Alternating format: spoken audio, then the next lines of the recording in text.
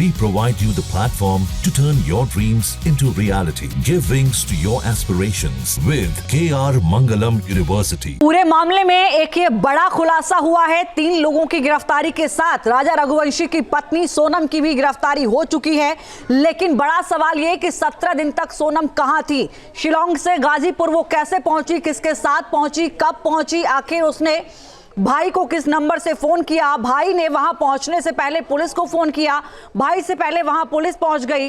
क्या इस पूरे मामले में सोनम को यह पता था कि आगे कैसे कदम उठाने हैं, या फिर अभी भी कुछ ऐसा है जो कहीं ना कहीं हिडन बना हुआ है, जो सोनम जब बोलेगी पुलिस के आगे तब उसका खुलासा हो सकता है? सुशांत, क्योंकि जानकारी यह है कि अभी तक जितने भी सवाल पुलिस की ओर से किए गए हैं उनमें से किसी का भी जवाब सोनम ने नहीं दिया है।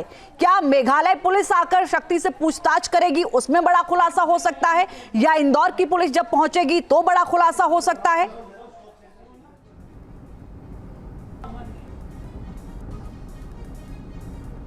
देखिए, उत्तर प्रदेश की पुलिस ने जो हमें जानकारी दी है उसके अनुसार जो इसका पूरा इन्वेस्टिगेशन है वो उत्तर प्रदेश के गाजीपुर में तो नहीं होगा। ठीक है, ये पूरा इन्वेस्टिगेशन जिस तरीके से वही एफआईआर दर्ज हुई है वो मेघालय में ही होना है। सोनम को यहाँ से सुपुर्द किया जाएगा संबंधित थाने की पुलिस को जहाँ पर केस दर्ज हुआ है, जिस प्रदेश में ये केस हुआ है, और वहाँ की पुलिस उसे लेकर जाएगी, इन्वेस्टिगेशन करेगी। हाँ, इन्वेस्टिगेशन की कड़ियाँ जो गाजीपुर तक जुड़ती है, मेघालय से गाजीपुर तक, सिर्फ मेघालय से जो गाजीपुर का सफ़र है शिलांग से, वो इतना आसान तो है नहीं।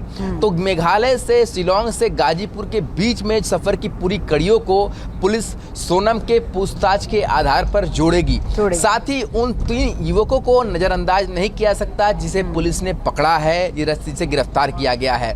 जाहिर सी बात है वहाँ पर भी उन 3 युवकों को ले जाया जाएगा और उन टूरिस्ट गाइडों से पहचान कराई जाएगी।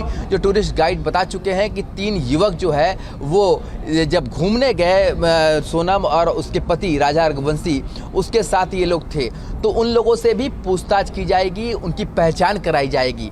पर सबसे बड़ा जो मूल सवाल है वो अभी ये है कि राजा रघुवंशी की हत्या हो जाती है, सैकड़ों फीट नीचे खाई में वो गिर जाते हैं, रेस्क्यू टीम को कई दिन लग जाते हैं बॉडी को खोजने के लिए, रिकवर करने के लिए। ऐसे में वहाँ से सोनम निकल करके शिलांग से गुवाहाटी पहुँचते हुए गाजीपुर पहुँचती है, और शिलांग से कोई डायरेक्ट रूट है नहीं गाजीपुर का कि कोई ट्रेन में बैठे शिलांग से और गाजीपुर पहुँच जाए। शिलांग से पहले गुवाहाटी आना होता है, कई प्रदेश को पार करना होता है, और उसके बाद उत्तर प्रदेश के पूर्वांचल में गाजीपुर में पहुँचती है। तो जाहिर सी बात है, सबसे बड़ा सवाल ये है कि अपनी पति की हत्या, अपनी पति को छोड़कर आखिर वो गाजीपुर कैसे पहुंची? अगर किडनैप भी हुआ, उसका हुआ हो, तो इस किडनैपर शिलांग से लेकर के गाजीपुर तक पहुंच जाते हैं और पुलिस को भनक नहीं लगती है। ये भी एक बहुत बड़ा सवाल है।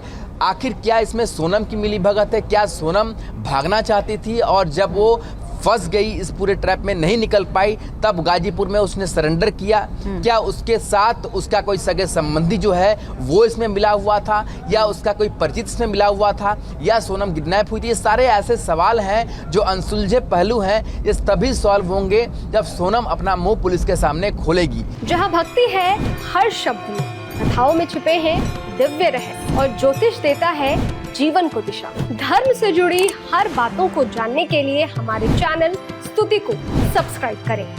चैनल पर जाने के लिए इस लिंक पर क्लिक करें।